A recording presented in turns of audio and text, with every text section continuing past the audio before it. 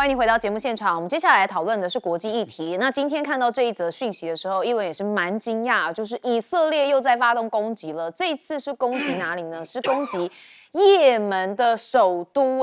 好，我们带大家来看这画面，蛮惊悚的哦。就是以色列国防军24号轰炸也门首都沙那，造成了6人丧生，86人受伤。那报复也门叛军的青年运动22号发射了飞弹攻击以色列哦。那同时也是加萨战争又一次的外溢，你可以看到这个火势相当的惊人，黑烟整个是窜到天空上哦。好，那以色列空袭也门首都，还有一个地方也被炸，就是总统府哦。好，这目标除了包含是2座发电厂及燃料储存基地，并称其用于军事活动重要电力的供应设施之外，同时还打击总统府所在的军事基地。好，那当然，为什么以色列要这样做呢？也要看到前面的状况，也就是也门首都对以色列有发射多弹头的飞弹哦，那以军就轰炸了沙那来进行报复，所以这是一个报复来报复去的战争。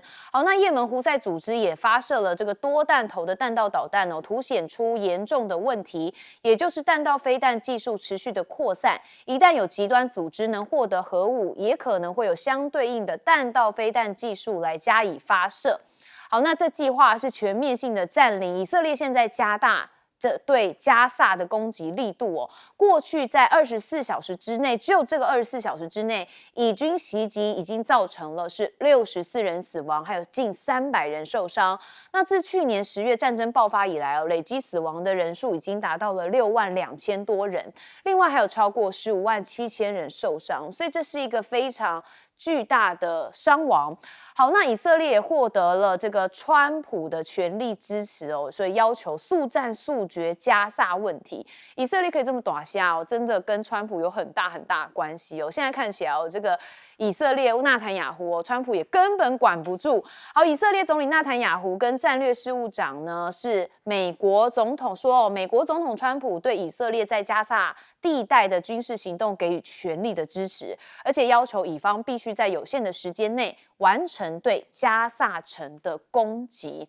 好，那川普现在哦，其实他不是自己说哦，解决了6场还7场战争吗？真的有解决吗？看起来没有哦，因为这个是管不住，另外一个是拦不住，拦不住谁呢？普京。好，这个俄罗斯总统普京哦，我们不是说他在月底的时候应该会有一个这个泽伦斯基跟普京的见面吗？这个川普说的。结果现在看起来哦，恐怕会有一个僵局。好，乌克兰独立纪念日，川普的特使凯洛格除了出席当地的相关庆祝活动，其实也预计要跟泽伦斯基来会面。好，我们看到这个美国现在几乎都只跟泽伦斯基有见面，跟这个接触，只能跟泽伦斯基下手啊，因为普京根本没在理他，是不是在贴普京的冷屁股？好，美国的国防部哦秘密限制了乌克兰远程打击俄罗斯的能力哦。那美国媒体报说至少有1次，那这是五角大厦近月来多次的阻止乌克兰使用美国提供的远程导弹来攻击俄罗斯境内的目标。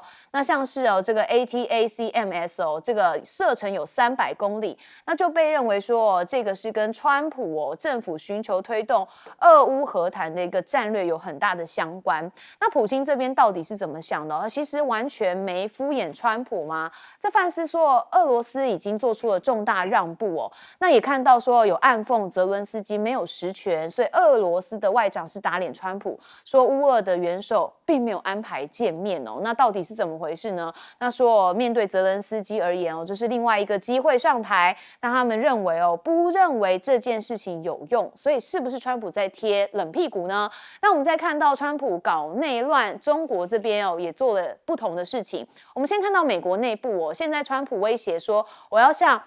巴尔的摩来派兵哦，那现在他是要向这个马里兰州的州长的这个部分来进行一些这个派遣军队。那马里兰州的州长哦，也是他是民主党的，那他的冲突当然2个人就有持续升温。那现在他说要邀请川普来这个城市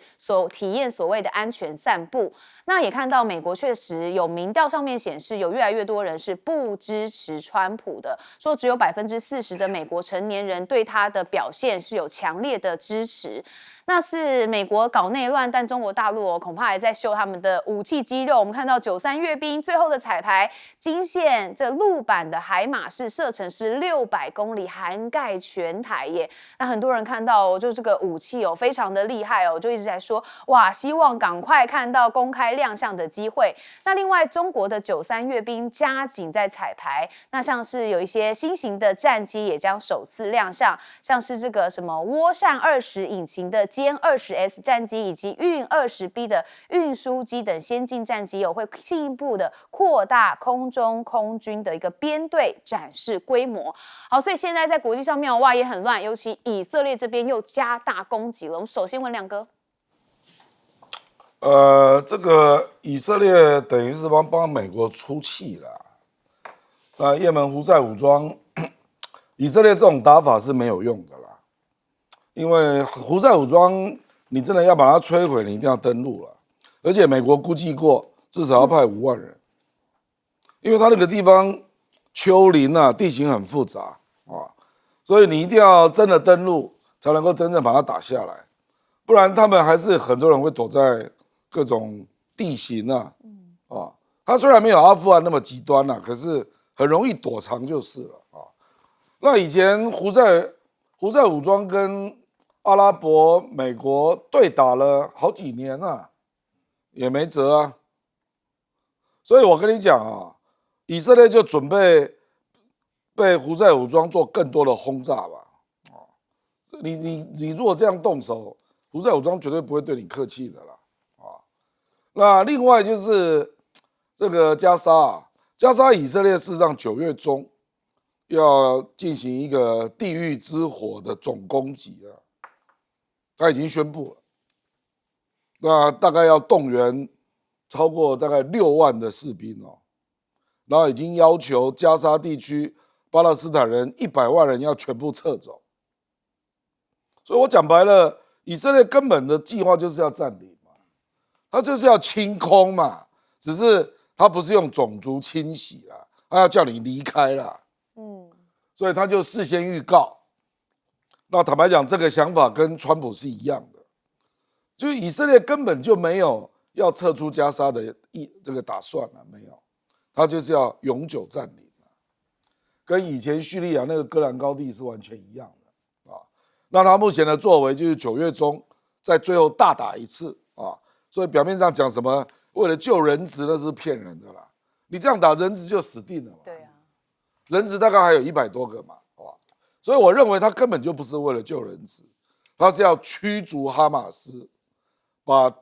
就是反正人口减少越少越好了。我讲的是巴勒斯坦人所以几乎可以笃定会有更大一波的人道危机啦。因为很多人是走不了，不是不走，很多都是老年人跟小孩嘛，你怎么走？那以色列的方案跟川普也都一样。川普针对那个非法移民，不是有载飞机直接把你载到非洲吗？对，以色列也是一样，然后就直接配合美国把你载到非洲啊。那有一些非洲国家已经同意了所以我跟你讲，这个绝对是一个人间大悲剧了那可是呢，没有人有这样的军力可以介入，然后他也阻止了记者的进入，所以我们也不会看到现场的画面。哇，真的是非常的悲剧战争无情人民最辛苦。赖老师，我们也怕战争发生在我们身上，当然，对，所以我们也是努力的，都希望说两岸之间能和平而且不要说因为被美国人利用或是被日本人利用，就要去挑起两岸之间的战火，这个真的是不应该要以苍生为念我们现在看到的一个情况是，也门这个胡塞组织，它非常巧妙的，它用远距离的攻击，而且它现在宣布都是超音速的导弹。那也门的科技能力怎么这么短的时间内就能够提升到自制的超音速导弹？所以我想大家都已经应该知道，这个背后是有人在支持支撑的情形下，但是你有没有证据？所以也门强调了它是超音速导弹直接攻击到以色列，所以现在不是从这个黎巴嫩，也不是从伊朗去攻击以色列，而是从也门这边来攻击以色列。那由于也门离以色列很远，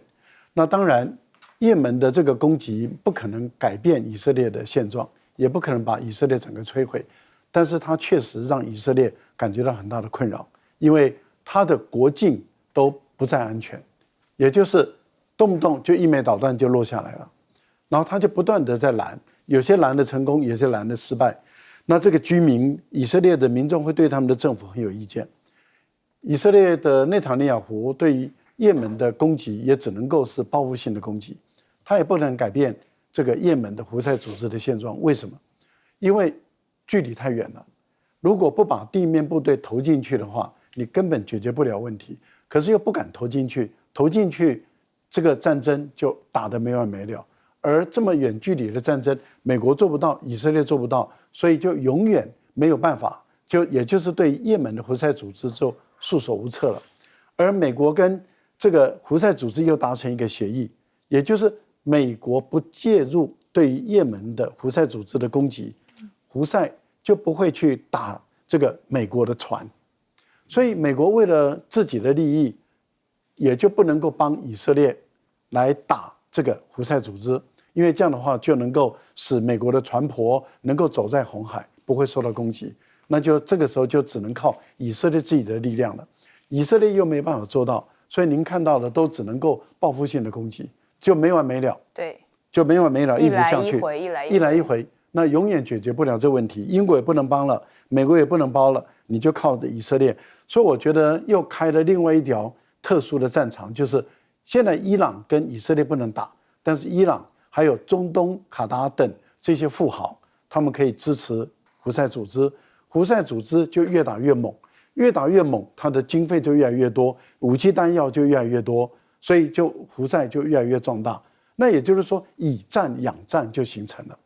这个是一个非常特殊的一个结果。但我想，以色列当初也是始料未及，把也门的胡塞养大了，而且养成在中东地区最有威望的一个游击部队。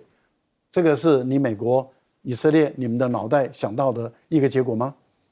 好，所以这个是有一点外部的蝴蝶效应嘛，慢慢形成的一个悲剧。好，岳老师，所有的问题都发生在美国了啊！这个是美国已经强大的武力的话呢，要强大的支持以色列，所以产生了这种现象。这个所有的消息呢，我再强调一下，以色列太嚣张了。大家要知道啊，这个也门跟胡塞根本是两码事啊。胡塞叫叛乱武装啊，是7年的呀，对不对？那居然呢炸到也门的首都去了，总统府都炸了。以色列真的太嚣张了。以色列对加沙走廊的话呢，人质都不管了。原来的话来装模作样的，说要保护人质，都出来多少？现在假设他们都已经死光了啊，人乱杀，杀了6万多人。大家不要光看这个数字啊，数字是冰冷的，里面死的妇女跟儿童，这不超过60%以上啊，这还得了啊，对不对？大家都做父母的啊。那另外的话呢，讲到这个整个这个川普跟普丁啊，川普他们这个25号在这个阿拉斯加会面的时候啊，那讲了一个情况啊，是说呢，大家看得非常的难过，尤其是我在欧洲住了那么久啊，这欧洲领袖全部跑去对川普一字排开叫起来，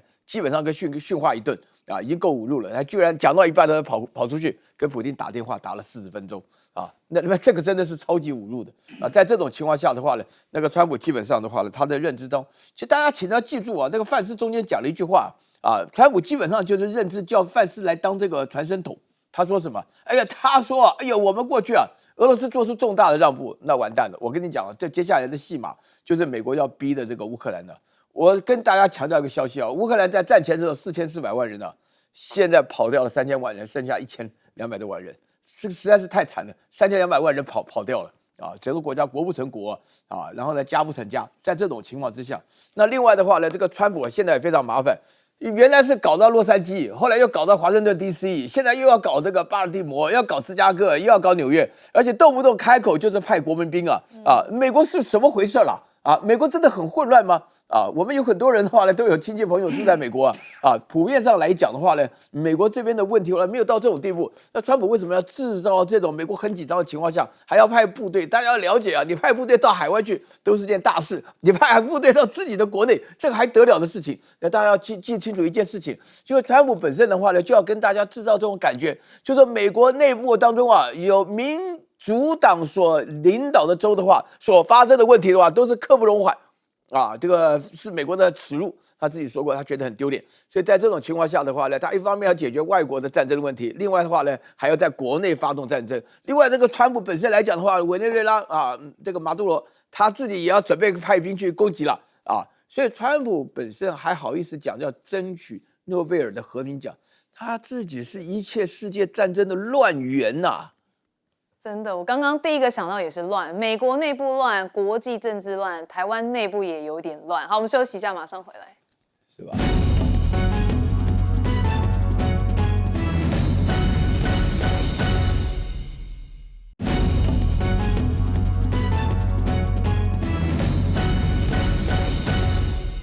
欢迎回到节目现场，我们接下来来看的是印度，为什么呢？因为印度最近跟美国的关系越来越糟，但是跟中国的关系这个三角关系相当的巧妙。好，我们先看到因为川普不是把关税拉高了吗？好，所以现在在印度这边的民众可以看到他们拿着的是大大的人偶，这个人偶有没有看起来像谁？哇，是川普啦。好，那这个川普的人偶巨型肖像其实还有一点印度风所以大家还有人是揶揄说，其实做起来也没有特别的不好看嘛，对不对？但是他其实是要抗议这个川普对印度征收50%的关税他们高呼口号举着那些试图用关税恐吓我们的人，要用印度的实力让他们哭泣等标语我们这是带大家来看印度的最新的状况。好，但是现在美国对印度的商品加关税，印度的外交部长苏杰生也强硬的表态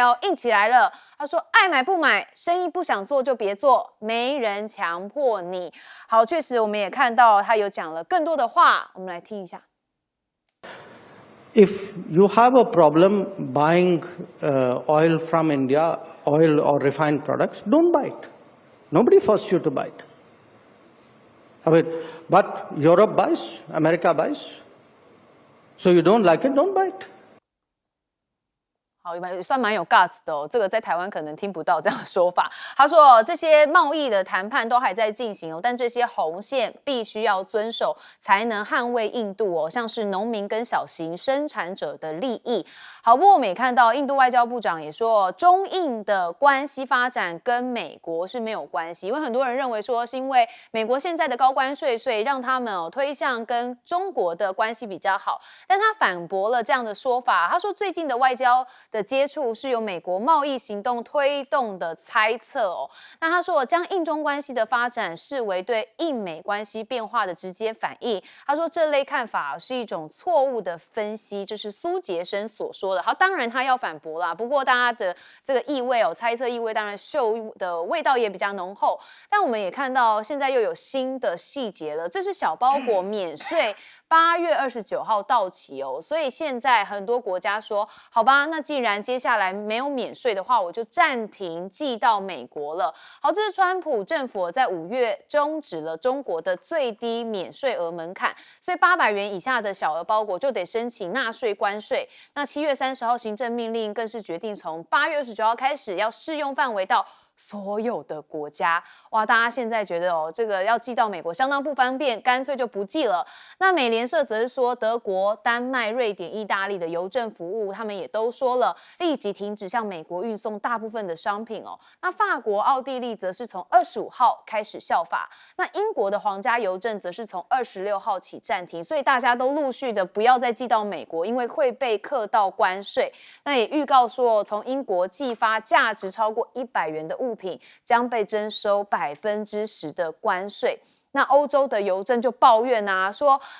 你们这个小包裹收费的标准的时间太短了吧，让我们准备不及呀。那华盛顿邮报也报道说，有一些关键的问题跟流程，像是关税征收或者是待收集的数据如何跟美国海关及边境保护局来合作，他说这些都没有明确的界定，那部分的技术细节直到8月15号才公布，所以准备的时间相当的短。那我们再看到欧洲、亚洲的邮政服务也是要阻止美国的交付，因为除了刚刚讲到的欧洲以外，新加坡跟泰国等亚洲国家也说了，他们的国家也将暂停货运，直到对新规定了解清楚。好，这一个规定真的是把全世界都弄翻了。其实原本寄到美国也不是太难的事情，现在大家变成不敢寄，这是好事吗？好，川普真的有赢关税吗？我们看到关税10年说可以帮美国赤减4兆元，川普说，你看我讲的是对吧？好，这美国国会预算处说，川普的关税政策未来10年将会让美国赤字减少4兆元说有助缓解外界对其这个减税法案使公共财政恶化的忧虑。所以川普就说，你看我是将以超乎预期、前所未有的数字来缩减预算，这把它当成一个政绩啦。但每次川普讲的话，我们都要打个5折因为像你看说要结束战争，但是也没有嘛。好，我们看到关税战总体检美国的关税现在渗入物价，就变相的劫富济贫这造成了物价上涨然后呢，对美国的整体效应有如劫富济贫。那 FED 现在劫贫济富，我刚才讲错了，有这个耳机通知我说劫贫济富。好，那 Fed 现在也降息了，川普也开心不起来，鲍尔罕见的警告一言道破了经济的痛点。那川普数月以来积极的施压这个 Fed 将利率降至到1%，那市场对此期待过高，那实际上短期之内回到这个水准几乎是不可能。那房市目前30年期的房贷利率也将近6.7%，房价维持高点，购屋的压力沉重，再加上就业市场已经现出了这个疲态。不过我们看到鲍尔最新也有这个表现出现在有降息的味道说政策空间有限，通膨风险跟就业市场转弱皆不忍忽视，所以美国劳动市场供需都必须同步放软，呈现一个奇特的平衡。不过它的这个讯息一出来之后，大家现在这个美股往上冲，台股也是往上冲的局面。好，不过我们看到这印度跟美国跟中国之间的关系确实相当的微妙。亮哥，印度卖给美国大概只有800多亿啦，也不是很大啦，也不是很大那因为美国是25加25吧。因为他购买俄罗斯的油加了25否则他原来的关税25也不是很高啦因为他并没有半导体之类的所以我觉得这个会是暂时的现象啦。就是川普如果跟俄罗斯、乌克兰有进展，那你怎么还能够阻止别人去买俄罗斯的石油呢？所以那个时候自然就会降下来了。那印度本来就演戏大王啊，所以你也不用看太重啊，随时就会转回去了因为美国最后还是会跟印度和好的啦，你不要高估他啦这个印度他幻想中的假想敌一定是中国啦，这永远不会改变的啦那我觉得目前川普的关税，我真的不知道这个国会预算处这个人是不是经济学的知识是不是0分因为一年，那就是一年，他估计关税收入是4000亿嘛，那10年就是4兆嘛，对，哪有人这样算的？今年美国国债就增加3兆，明年也是增加3兆，你怎么不去算这个不知道他的幕僚从100个研究报告里面，终于找到一个有利于我们的，赶快拿给川普看。全美国没有人做这种研究报告而且美国最近显然贸易量在减少，7月数字已经出来了，中国大陆对美国的出口减少了27%，连日本本来预期是降低2.1%，结果是降低了2.6%。所以我跟你讲，美国贸易量会减少啦。美国现在的平均关税是18%，中国大陆的平均关税只有9%差很多那你去想一想嘛，那我为什么要做美国的生意？我干嘛那么麻烦？所以有很多国家本来出口到美国的量一定会减少。所以我跟你讲，你到了今年年底，你就会发现美国的对全世界的贸易在下降。然后它国内的物价在上涨，这种经济会好个屁不知道说给谁听国际货币基金估计今年美国的经济成长只有 1.6%， 去年是 2.8%。你川普好棒棒，为什么国际货币基金认为你今年只有 1.6%， 明年 1.4%， 人家都帮你估了，那川普怎么不去引用国际货币基金呢？我觉得这好笑了。连鲍尔为什么要去说？哎呀，劳动市场需要顾及啊，这表示你的经济变差嘛。所以为什么9月要降息？降息就是因为经济不好嘛。所以我说啊，碰到这种总统，那美国你就自己去承受了。好，确实现在美国蛮乱的。不过像是鲍尔这件事情他跟这个川普之间的对杠也是相当的频繁哦。那现在他终于有这个降息的讯号，好，大家都在等着看这个9月的状况是如何。好，我们现在问岳老师。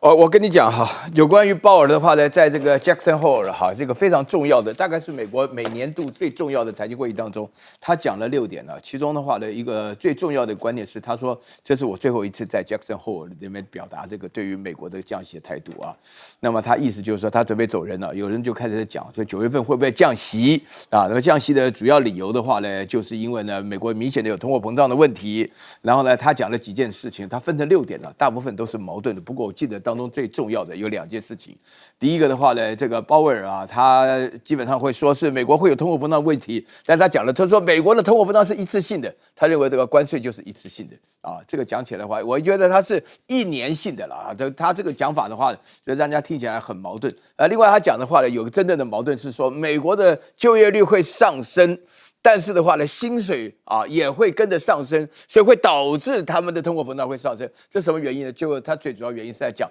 川普本身在禁止所有的非法工人进入加州跟这个德州啊什么这些情况下，使得大家可以了解到，那非法工人的干的事情基本上是美国高贵的劳工不愿意干的事情。那现在这些人赶走的话呢，这些劳工非下场来干，但是要让高贵的劳工干的话呢，那薪水一定要涨。所以说这个都是反映在这个经济上的数据是成为这个现象，所以说呢，这个鲍威尔的讲法呢，其实也说句良心话，这个联储会实在是被这个川普逼到没有办法，都变成老狐狸了。原来他们本身是一个专业人士嘛，但是变成老狐狸，就是说啊，9月份要降息，哇，那美国一听到不得了，哇，就跟着就乱涨，除了美元跌以外，大部分人啊，所有的都这个股市啊都好的不得了。那在这种情况之下的话呢，那可以知道，就是说美国现在原来美国的经济啊或者财经最伟大之处是自由啊，没有人受干预的，完全是专业判断。那现在的话呢，里面牵涉到了很多人为的判断，导致大家出现了一个非常重要的一个认知是什么呢？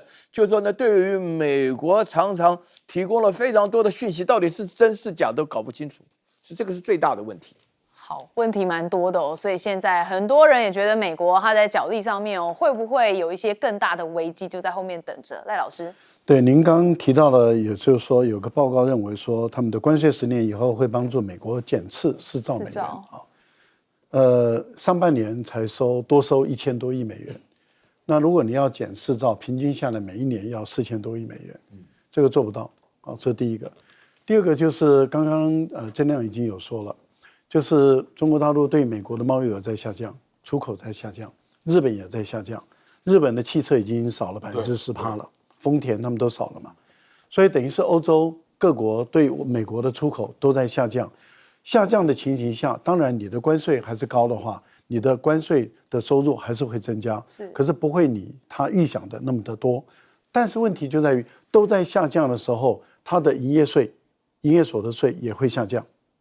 这个是很容易推理出来的。对，也就是说它的经济在萎缩嘛。那它在萎缩的情形下的时候，它本身都在缩的情形，那你怎么可能你一个营业所得税在减少，然后你这边在增大的时候，那你不能够看这个绝对值，你还要看另外一个相对值，还有一个包裹的问题。那为什么这么多国家就停止寄包裹？这个包裹80%是企业的包裹，不是个人的包裹。很多人刚开始都以为说，哎呀，这个小型包裹应该都是个人的，不对，是企业收的包裹。好，那它一停的话，那等于是美国的中小企业就出问题了。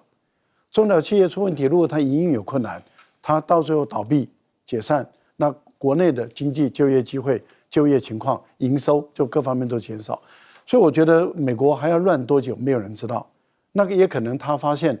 出问题了，他可能就中断、停止，说恢复过去的，大家又恢复，那就已经被他折腾了几个月，大家都不会知道美国人还要把自己也要把别人折腾多久，但是已经开始折腾了，大家都已经看得明白。另外，印度的问题是这样子，印度对美国的税确实是贸易障碍，它的税确实高。所以美国埋怨反弹是有道理的，可是问题是在于说，印度买石油，好，它确实是向俄罗斯买很便宜的石油，简单提炼以后又以低价卖给美国跟欧洲，所以美国才会买嘛，欧洲才会买嘛。但问题是在于，你今天你断了，你说你印度不准跟俄国做生意，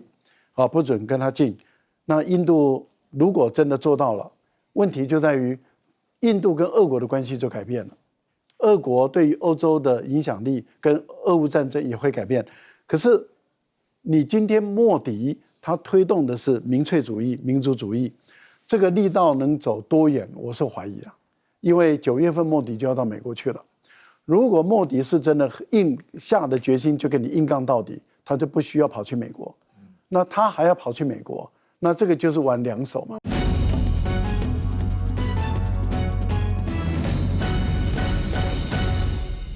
观众朋友您好，带您追查事件的真相，掌握政局的变化。欢迎您收看今天的新闻大白话，我是主持人韩一伦。好，今天节目一开始，我们先来介绍特别来宾。首先是国际政治专家赖岳谦。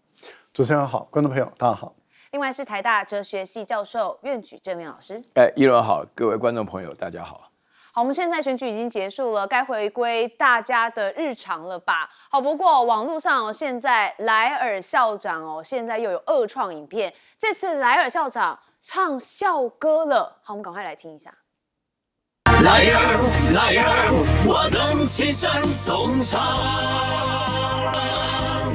高斗人忙，彼岸真相却着光。合作是双金银财宝堆满房，向上向上，如生命起颂扬。好，刚刚苑老师说，唱得蛮好的，但我以为是赖总统的声音来唱，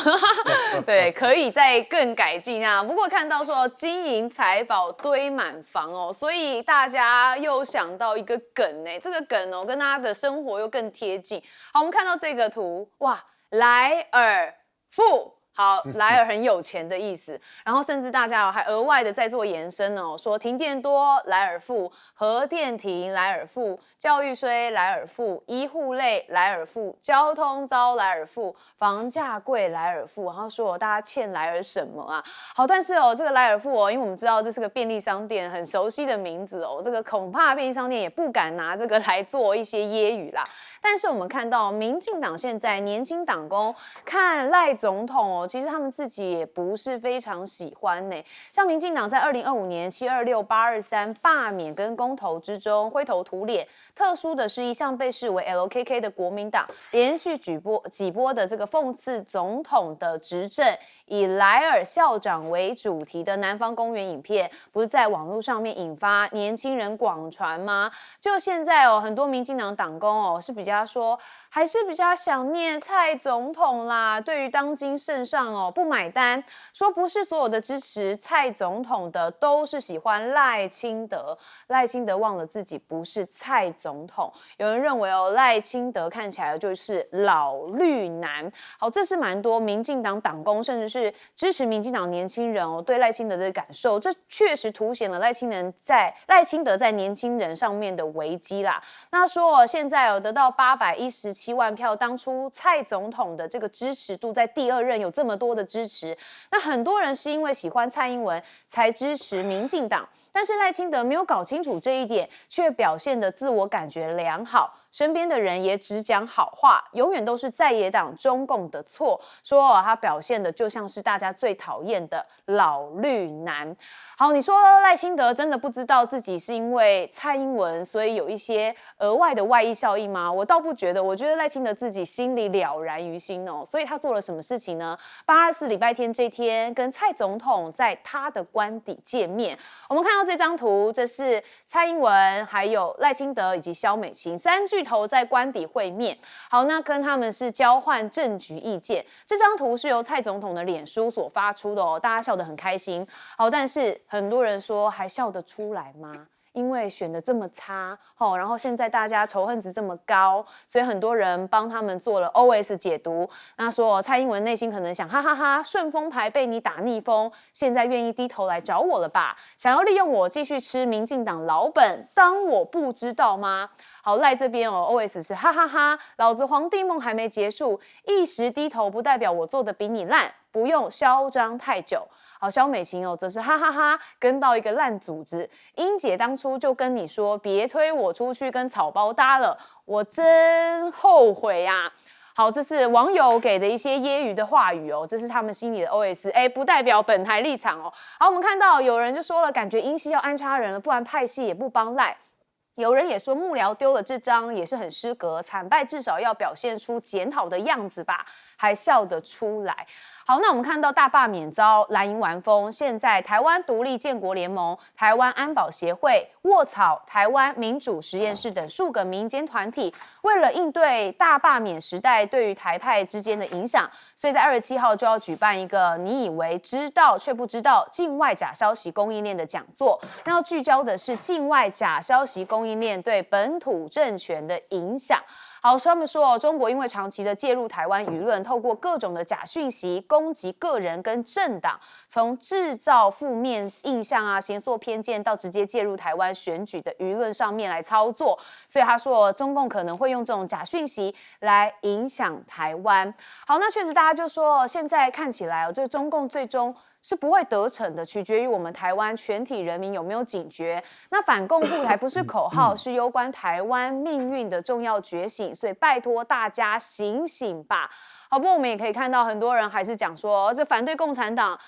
拒绝亲共蓝白政权呢，是说要守护这个台湾嘛。当初823说要罢免亲共的，然后呢，还有人说，到底什么样人会觉得反共护台？反共你台湾就消失了还护？那现在都已经825了，所以很多人就说，现在我们来看看你说的中共同路人，那现在有人器官被中共摘了吗？有人子女被中共抓走了吗？解放军登陆基隆港了没有？这时候还在说这个反共渗透，大家就讲说，如果真的是这样的话，现在就应该备战了吧，对不对？因为726、823都结束了。好，那我们看到史书华也说，这个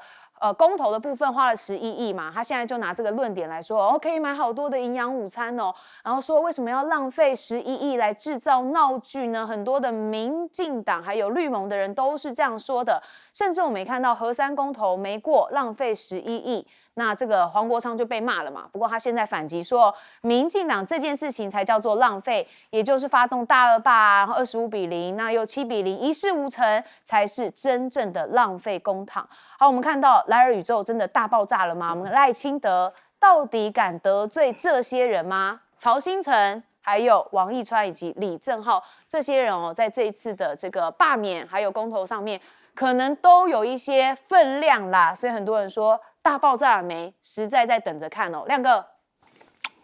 那个绿盟跟许淑华他们可能搞错了。这次那个核3研议虽然是430几万人投票你看赖清德的声明，赖清德他是讲尊重公投结果，不排除先进核能啊。我跟你讲，他现在已经交办了。原能会安全6步骤之后，他就要重启核能了啦。所以他们完全误读了赖清德的意思啊。为什么赖清德会改变？不是因为公投啦，这个叫顺水推舟啦，是因为美国的压力啦。讲白了啦，没错，他要去顺应川普的压力啦，所以就顺水推舟啦。我跟你讲，他昨天不是去见蔡英文。搞不好是跟蔡英文讲说，非核家园我们没有办法了。是蔡英文去见他，人家是到总统官邸。好啦，随便啦，反正他大概是跟他讲说，非核家园我们搞不下去了啦，因为川普反对了。因为你要建新的案啊，你也不可能说2028年再来建新案，不可能啊，因为我们说那个 SMR 可能要2028、2030才会成熟嘛，可是你一定要建案啊，不然大家等着看吧。你去看民进党会不会继续讲非核家园啊？所以你不要以为这个没有用，有用啊。那赖清德现在为什么会激起这么多的人的不满？包括风传媒这篇文章啊，很多年轻党工都搞不好现在党中央正在清查到底是谁讲的啊。我简单讲啊，我觉得因为民进党的年轻人，我以前也接触过了，他们就是觉得你应该要诚实吧，你要面对事情的真相嘛。你来看这次726到823，主要的是哪些人在做嘛？我们随便讲啊，柯建铭，你认为柯建铭是他自己搞的吗？当然不是啊。柯建铭就说我是跟赖清德一起搞的还有卓荣泰啊，对嘛？然后好，你再看曹兴诚，曹兴诚是总统府的首席顾问沈伯洋是不分区蓝一第1名都跟你赖清德有关啊。然后你事后好像都跟你没有关系，这个人家看不下去了，你知道我意思？所以我觉得这次真正的还有比如说青鸟去包围立法院，请问是谁下令的？不就是你吗？不就赖清德？他说立法院不要太过分哦，不然我就叫青鸟飞出来，这不就是你讲的？然后青鸟那天不是去包围，有些人忍不住本来要冲嘛，是谁打电话来制止的？就是潘孟安啊，帮大家回忆一下历史好不好？从头到尾。就是你赖清德主导的嘛，大罢免，从726到823，我从来没有看过这么没有担当的领导人，到现在一副好像，这跟我没有关系啊，然后823 32-0确定了，他上面第一句话讲什么？感谢罢团，我觉得真的是很丢脸。我讲白了，我在外面看，你看在里面讲的也都一样啊。就明明就是你搞的嘛，这么不负责任，这么没有担当，碰到自己做错，现在党中央连个检讨小组都没有，林右昌怎么下台的也不做解释，什么东西啊？有这种政治啊？哇，就生气呢哦。好，很多这个民进党内的人嘛是加你要生气。好，赖老师，我看到结果是蛮爽的因为这个周6开票的时候很快的我们就看出胜负已定了。是，所以当我出去吃饭，很多这个饭友都不认识的，但是看到以后大家都会点个头，都觉得很棒。去到垃圾的时候晚上，然后这一片祥和，大家心情都非常的愉悦所以可以感受到70%以上的广大的台湾的民众对这个结果是非常满意的。这代表什么？就是一个字，爽。就看到赖清德败得这么惨，内心里面都觉得好爽。那我们都记得这个大败的时候，民进党大败的时候，赖清德不是在党中央开会吗？说2罢要全力总动员，要全力以赴，这是他开会下的决定大家都看得很清楚那时候是公开的，就是因为大家都在问嘛，像王世坚就跳出来说何必再搞下去对不对？赖清德的态度意志很坚定王世坚就被骂了。对王世坚被骂可是问题就是赖清德的态度跟意志好明白全力总动员罢到底，所以一切都是赖清德主导的。那输得这么惨，而且是输得比第一次还要更惨的时候呢，我们看到民进党的做法就很奇怪他说这个有很多人没有出来投票就我讲的是指的是这个核3重启的公投，他说很多人没有出来投票没有出来投票就代表反对票。哇，这个开周春米讲，对这个开全世界的民主的理论的倒车，我们只算出来投票的，我们没有去算没有出来投票的。好，他可以把整个政治学理论颠倒到这个地步。哇，让我们都觉得说，哇，这真的是一个奇葩的这个民主政治啊，或者是奇葩的政治学啊。然后我就想起，民进党不是一直主张说要让世界看得见台湾，台湾要让世界看见，这是全世界都看见台湾的2个特点。民进党领导下的台湾有2个特点，第一个，仇恨充满全岛，也就是说，整个都是分裂、仇恨，然后愤怒，然后大家看到这个青鸟在街上骂人、攻击路人，然后在垃圾车的后面在那边攻击当地的社区的居民，反对这个罢免的人就在那边骂，然后看到这个打自己的父亲的耳光，然后看到把自己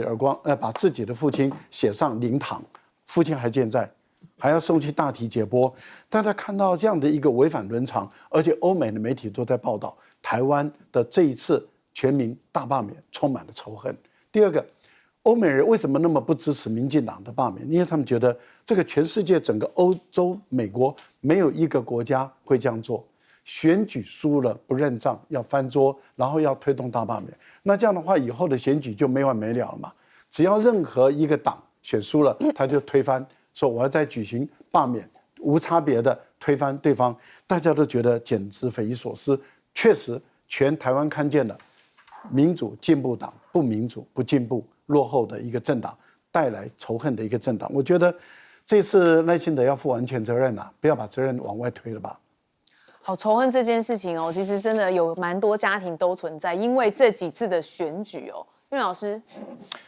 从726到823支的过程当中的话，我也觉得也蛮爽的，但是我有3大不爽我觉得还蛮痛苦的。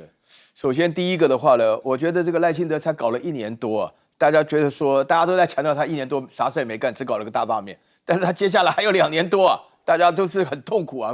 不知道整出什么幺蛾子来这个是第一件事情，大家必须要注意所以我们这个监督的力量要发挥然后第二件事情的话呢，现在的这个空间台湾的空间的话呢，社会撕裂经济停滞，政治混乱不说的话呢，整个现在是整个世界的格局是什么样子对不对？大家讲说他面对的话呢，气候变迁对不对？然后呢，关税的谈判各方面的话，整个世界很多地方在打仗然后赖清德这边的话呢，他只有2件事情一个就是搞大罢免，另外一个是宣布对岸为境外敌对势力这个话我重复起来，内心都非常胆战心惊然后第3件事情的话呢，我觉得呢，赖清德本身在执政的能力上确实是很麻烦的一件事情这台湾人悲情了400年，居然选出这样的团队来这个是一点判断能力都没有。你难道不知道吗？31比02次下来的结果。但是问题是，我要跟大家复盘一件事情